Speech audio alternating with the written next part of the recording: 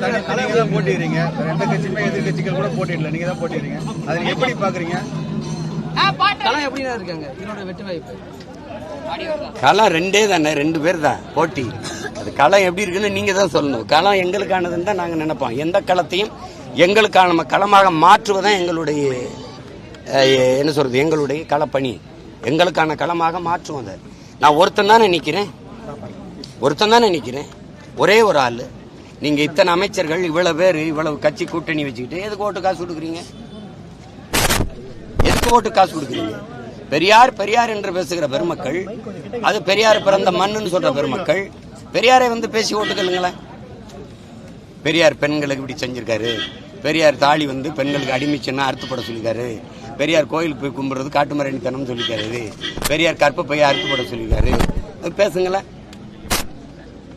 மது குடிக்கிறது, மது எந்த நாட்டில் தடை இருக்கு? இங்க எதுக்கு தடை செய்யணும்?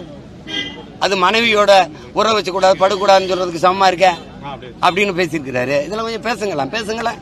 தமிழை சனியன்ட்டாரு, காட்டுமிராணி மொழின்ட்டாரு, முட்டாப்பைய பாசைன்ட்டாரு, தமிழ் சனியனை விட்டு ஒழிங்கெல்லாம் பேசிட்டாரு. அப்படி கொஞ்சம் பேசுங்களேன். சீமான் பெரியாரை வந்து விமர்சிச்சுட்டாரு, அவருக்கு ஓட்டு போடாதே. சீமான் பெரியாரை விமர்சிச்சுட்டாரு, ஓட்டு போடாதீங்கன்னு ஒரு தடவை பேசுங்களேன். வந்து இப்ப ஓட்டு பெரியாரை சொல்லி வாங்க புரியல, காந்திய படத்தை நீட்டி காந்தியை காட்டி ஓட்டு வாங்க புரியல, பெரியாரை காட்டி ஓட்டு வாங்க புரியல, காந்தியை காட்டி ஓட்டு வாங்க புரியல. அப்ப எங்க உன் கோட்பாடு, எங்க உன் கொள்கை வழி நின்று ஆட்சி செய்த ஒருவனுக்கு கோடிகளை கொட்டி வாக்க பறிக்க வேண்டிய தேவை என்பது